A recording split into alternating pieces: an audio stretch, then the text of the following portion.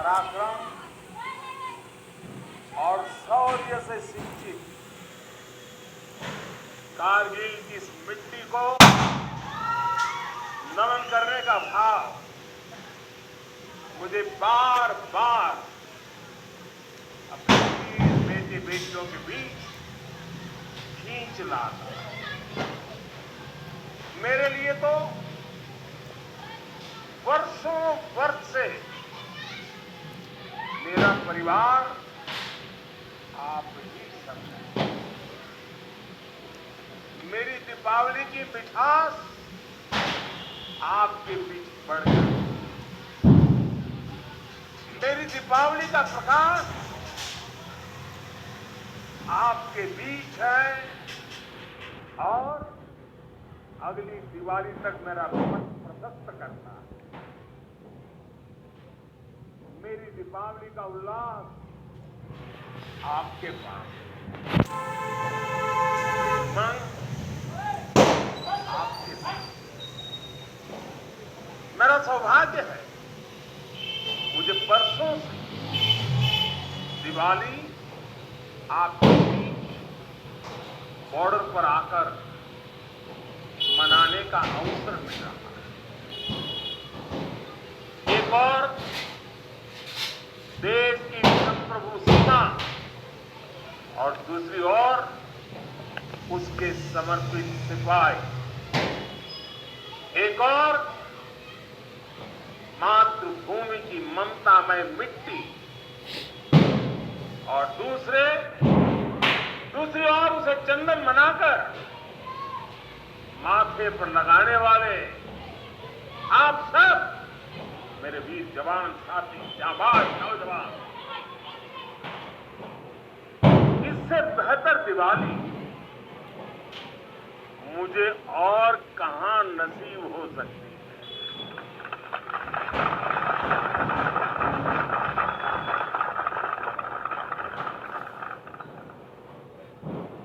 और हम सिविलियन लोगों की दिवाली, हमारी आतिशबाजी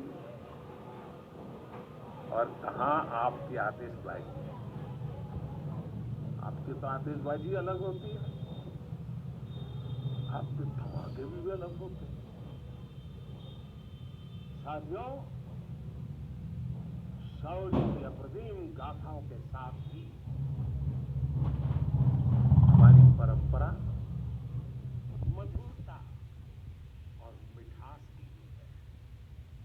इसलिए भारत अपने त्योहारों को प्रेम के साथ मनाता है। पूरी दुनिया को उसमें शामिल करके मनाता है। आज कारगिल की इस विजय भूमि से आप सब जवानों के बीच से मैं सभी देशवासियों को और पूरे विश्व को दीपावली की हार्दिक बधाई।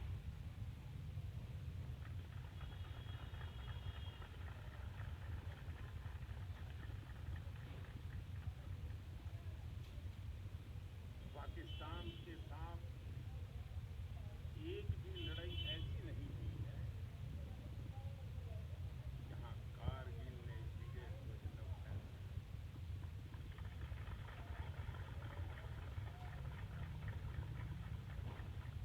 आज के वैश्विक परिदृश्य में प्रकाश का ये पर्व पूरे विश्व के लिए शांति का पथ प्रदर्शन करे,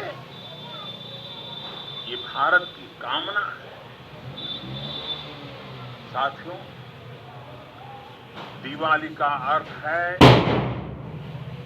आतंक के अंत के साथ उत्सव, आतंक के अंत का उत्सव।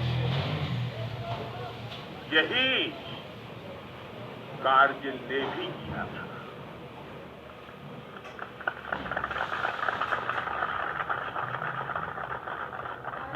कारगिल में हमारी सेना ने आतंक के फन को कुचला था और देश में जीत की ऐसी दिवाली बनी थी कि लोग आज भी याद करते हैं। मेरा ये सौभाग्य रहा, मैं उस जीत का भी साक्षी बना था और मैंने उस युद्ध को भी करीब से देखा था। मैं हमारे अधिकारियों का आभारी हूं, यहां आते ही मुझे 23 साल पुरानी मेरी वो तस्वीरें दिखाई जो पल मैं आपके बीच में बिताता था। मेरे वो पल बड़ी भावुक थी जब मैं वो फोटो देख रहा था, और मैं आप सबका बहुत आभारी हूं कि आपने मुझे यादों के अंदर वीर जवानों के बीच में बीते हुए मेरे पल को फिर से आपने मुझे याद करा दिया। मैं आपका बहुत आभारी हूं।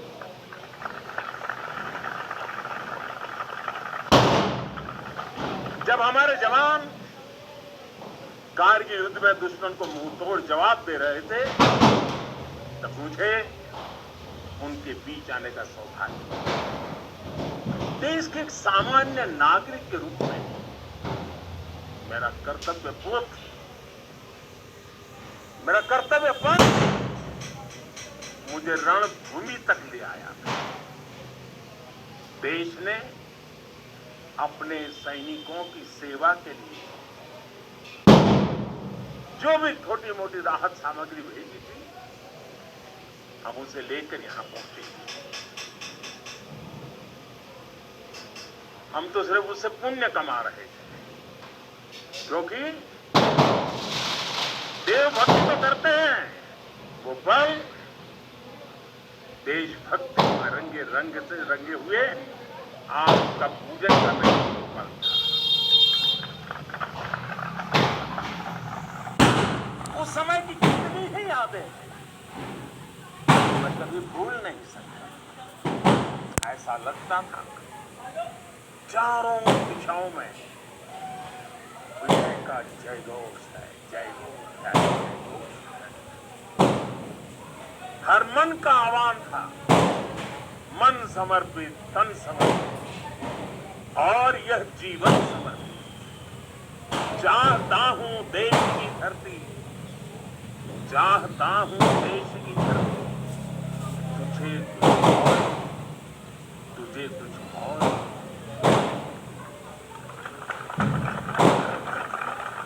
साथियों, हम जिस राष्ट्र की आराधना करते हैं, हमारा वो भारत केवल एक भौगोलिक भूखंड मात्र नहीं है। हमारा भारत एक जीवन अनुभूति है, एक चिरंतर चेतना है, एक अमर अस्तित्व है। जब हम भारत कहते हैं तो सामने शाश्वत संस्कृति का चित्र उभर आता है। जब हम भारत कहते हैं, सामने वीरता की विरासत उठ खड़ी होती है। जब भारत कहते हैं तो सामने पराक्रम की परिपाटी प्रखर हो उठती है। ये ऐसी अजस्त्र धारा है जो एक और गगनचुंबी हिमालय से प्रस्फुटित होती है, तो दूसरी ओर हिंद महासागर में समाहित होती है। अतीत में असीम लपटें उठी, विश्व की कितनी ही लहलहाती सभ्यताएं रेगिस्तान से विराट हो गई, लेकिन भारत के अस्तित्व की यह सांस्कृतिक धारा आज भी अविरल है, अमर है। और मेरे जवानों, एक राष्ट्र कब अमर होता है? राष्ट्र तब अमर होता है जब उसकी संतानों को, उसके वीर बेटे बेटियों को अपने सामर्थ्य पर, अपने संसाधनों पर परम विश्वास होता है। राष्ट्र तब अमर होता है जब उसके सैनिकों के शीश हिमालय के शीर्ष शिखरों की तरह उत्तुंग होते हैं। एक राष्ट्र कब अमर होता है जब उसके संतानों के बारे में कहा जा सके कि चलंतु गिरियः कामं युगांत पवनाहता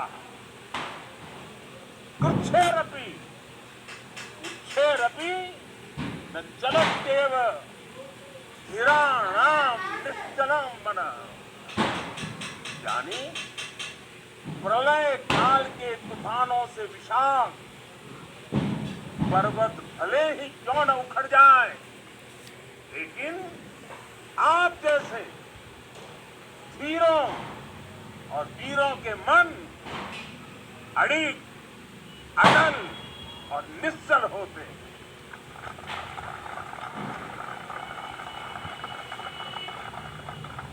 इसलिए आपकी भुजाओं का सामर्थ्य हिमालय की दुर्हुक ऊंचाइयों को नापता है। आपका मनस्वी मन मरुस्थलों की मुश्किलों का सफलता से मुकाबला करता है।